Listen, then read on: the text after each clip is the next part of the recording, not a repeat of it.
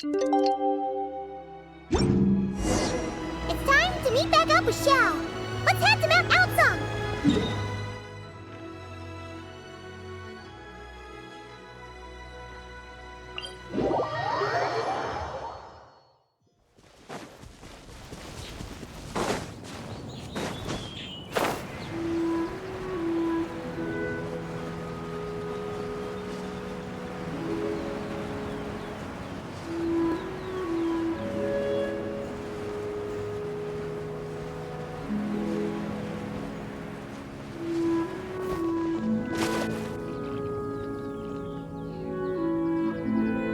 Xiao! Cloud Retainer! Madam Ping!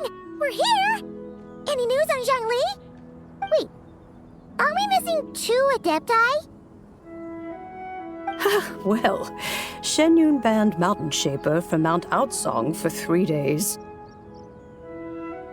Oh, then what about Mooncarver? The scheme to plant mint in one's abode was one those 2 fools devised together? And when it comes to punishment, one does not discriminate. His banishment ends in 3 days as well. Wow, that's pretty harsh, Cloud Retainer. Let's get down to business. We have news of Rex Lapis. Huh? Isn't that... Yes, Rex Lapis's geopillar. It descended from on high this morning. He must have sent it for a reason, but it does not respond to our touch. So, what does it mean? Is he in trouble? Not necessarily. It could be a message only a specific person is meant to receive. Traveler, you alone spoke to Rex Lapis before he left. Oh, so it must be for the Traveler. Give it a try.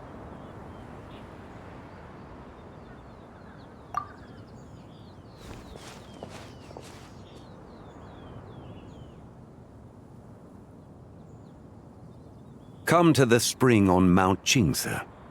I have left an entrance for you.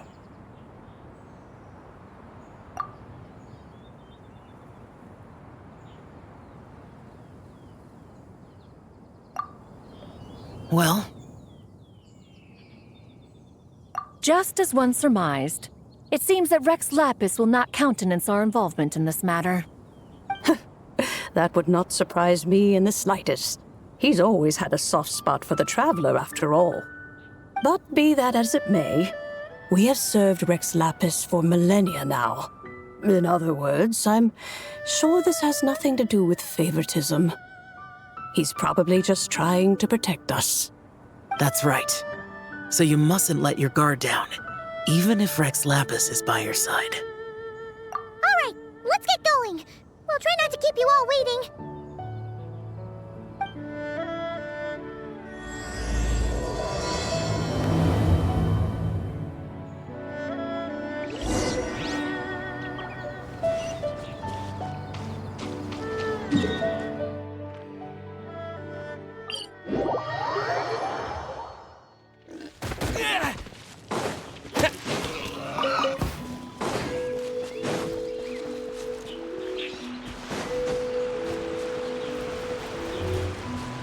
Take me up!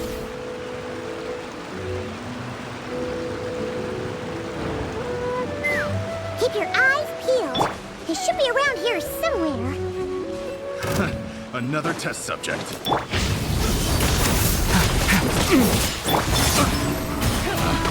Pick the wrong test subject. That tingle?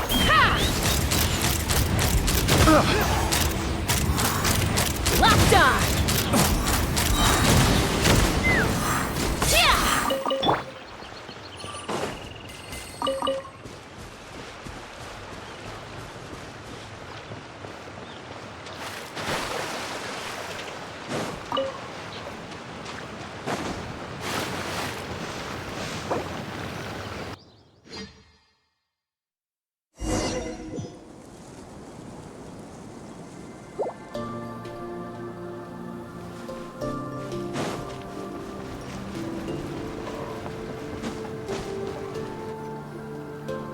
could have imagined that the once mighty Geo Archon might end up so, sitting on a humble stool in the woods, quietly weaving moon lanterns? You really do look like an old man now. This is a Shao lantern, not a moon lantern. In ages past, when the gods waged war and the world was in turmoil, these lanterns were lit to guide fallen warriors back to their homes. Had you tarried in the mortal realm for but a little while longer, you might have become quite accustomed to them. Even so, it bears such a striking resemblance to the moon lanterns they used to offer up to the heavens. Could this truly be mere coincidence? Perhaps in some sense it is, yet in another, it isn't. For instance, who is to say that some of Langan's magnificent jade did not become part of the very foundations upon which Liyue Harbor now stands? It is conceivable that this ritual was transmitted in such a manner too.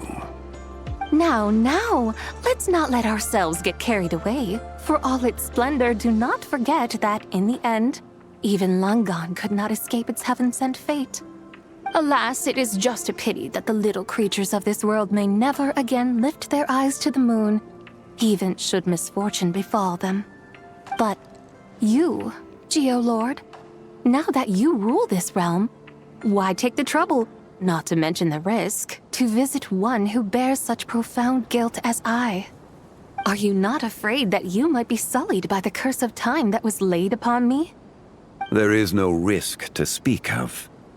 At least, not in comparison to that which you took when you defied the heavens all that time ago. As I have stated, time and again, it was not I who defied the heavens. Geolord, the ancient affairs of Langan have nothing to do with me, for I am but one of her deadly selves, severed before her demise. My name is not Zebai, but Zichao. Surely you did not take us for one and the same solely on the basis that we may all assume the form of white horses? Sorry to break it to you, but you seem to have found yourself the wrong white horse. Anyway, do tell me, what urgent matter brings you here? Very well then. I have come to ask for Zebai's shade. Oh? So, the Geolord has set his sights upon Zebai's human soul. And what is it that you intend to do with it? The world outside is changing.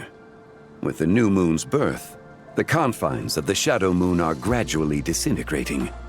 In other words, the heavenly soul is set to return. Consequently, strange phenomena have manifested within Langan's former domain, leading to the earthly soul's reappearance as well. The last of the trio, the human soul, is in your possession. Most intriguing. My intention is to gather all three together, so that an old friend may finally make her return. I must admit, it seems that some remarkable affairs are coming to pass in the outside world. Yet there is one thing you seem to have overlooked, Lord of Geo. Back in the day, it was you that freed me from that painting. And afterwards, I took up arms in your name. Together, we first subdued Chenyu Vale, then brought peace to Mount Qingse. It was for this cause that the contract between us was made. But now that the debt has been repaid, what cause have you to expect my aid? Zebai and I have long been friends. Given not only that you were manifested from a corrupt desire within her divine form, but that you also possess a fragment of her soul, how can you purport to be the wrong white horse? I think you'll find that we are now as separate and distinct as any two beings ever were. What once shone with radiant purity has long become dust. What you see is no longer what it was. Oh, great Lord of Geo. Should this still be unclear to you, I bid you take your leave. It seems that the fault lies in my own lack of consideration. As you wish. I shall let this matter rest. Wait! One moment, if you will. Should this not be your opportunity to propose a new contract? The part where you make me an offer I simply couldn't refuse? Even those puny mortals know how to haggle when striking their bargains. Should you, the famed god of contracts, not likewise strive for success through negotiation? Come now, enough with the posturing. It's time to name your price. Very well. I had, in truth, prepared a new contract for your consideration. I knew you would not come before me unprepared. Yet, you should know that I want for nothing, for I live in the mountains, carefree and untroubled. Occasionally, I even find sport in teasing the mortals who stumble into my presence. Then why persist in telling them those ancient stories? I speak of what transpired before the sky collapsed and the earth sank into itself. That is merely my way of passing the time. And what of it? Would any believe, much less remember, the ramblings of a mountain hermit? Those tales have long since spread throughout the mortal realm. Who? Should my words prove insufficient, I invite you to see the world for yourself. To this end, I have found you a pair of trusty guides. The lantern rite is presently underway in Liyue, and should prove quite intriguing for you. So this, then, is the contract you have prepared for me?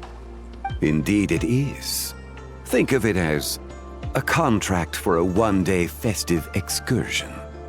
Surely you do not hope to offer this in exchange for Tsubai's shade. The foundation of my very existence for a little excursion seems a little steep, wouldn't you say? Why not see for yourself? You can always decide afterwards. The final determination, of course, shall rest with you. Is that so? Then perhaps this deal might not be entirely off the table after all. Where then are these guides of which you speak? Hey, it's Zhongli! Oh, we've been looking for you everywhere. We thought you might have gone missing. You're here. So these are my guides. Well, well. They certainly look the part, I'll give you that. Guides? Oh, you poor innocent little creatures. The benevolent Lord of Geo has sold you to me, which means that for the rest of this day, you belong to me. Sold us to you? Just what have you gotten us into, Zhongli? The situation is not quite as dire as that would sound. I ask only that you accompany my Adeptus friend on a tour of Liyue. I would suspect that depends on how well you entertain me. Entertain you? Let us start with this Liyue harbor of which I have heard so much. Nowhere is quite so fascinating as a place teeming with little mortals. How come this Adeptus sounds so different from what Paimon imagined? Okay, we'll take care of it. Get ready to find out why they call Paimon the best travel guide in all of Tibet.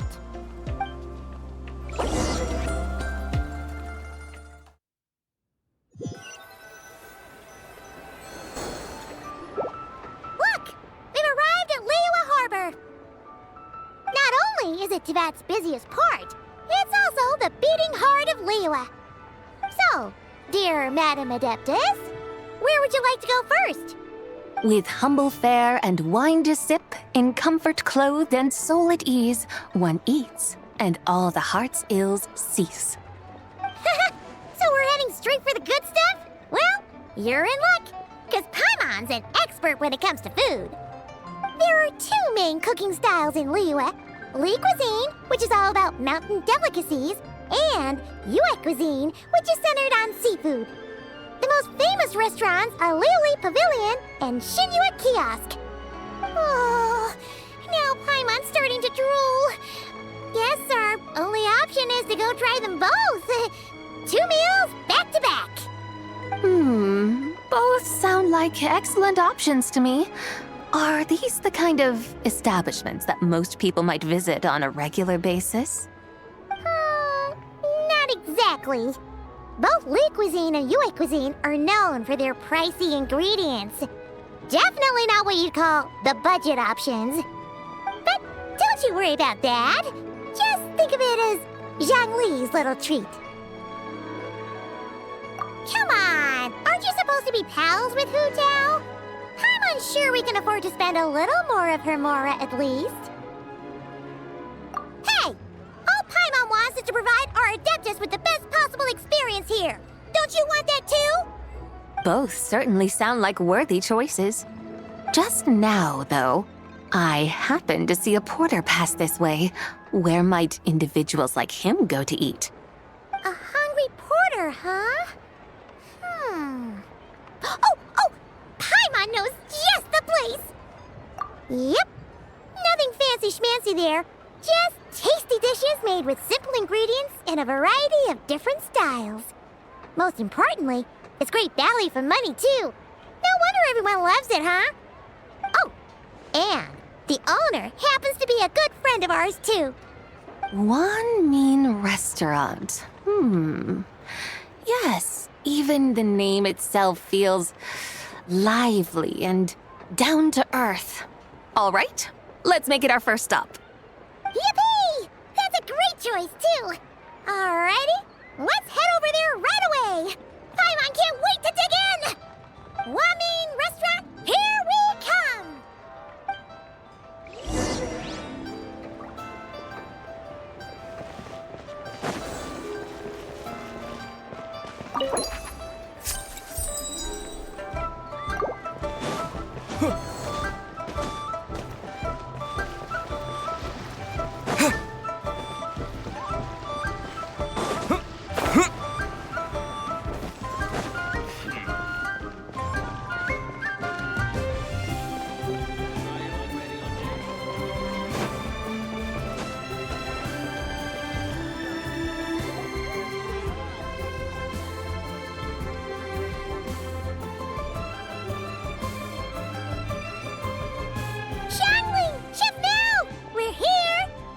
Oh, hello there. What a surprise to see you two. Welcome, welcome. Hey there, Traveler and Paimon. We're a little busy today, so grab a table while you still can. But I don't think I've met this lady before. Is she a new friend? You could say that. Oh, I see. Well, hey there! A friend of the Traveler's a friend of mine, too. Don't worry, we'll take good care of you. Just order whatever you want, it's on the house. By the way, I'm Zhangling. I cook here at Wanmin Restaurant. What's your name? Miss Xiangling, have you ever heard of the White Horse Adeptus? Of course! What about her? I am her, and she is me. Huh? You mean you're an Adeptus? Oh, you young'uns crack me up. Come on, Xiangling. You've got to keep up with the times. Haven't you heard of cosplay? It's like a role-playing game where you dress up as famous characters and pretend to be them. Seriously, it's all the rage, and it looks like this young lady is quite the expert. Your friends sure keep their fingers on the pulse, huh, Traveler? Wow, Dad. Didn't know you were so tuned in. But how come I haven't heard about it? You gotta listen to our customers. Didn't I tell you to spend less time chasing after wild vegetables and more time making friends? You're even more out of touch than I am. Hey, I like making friends too. Isn't that what I'm doing right now? Anyway, even if it is just a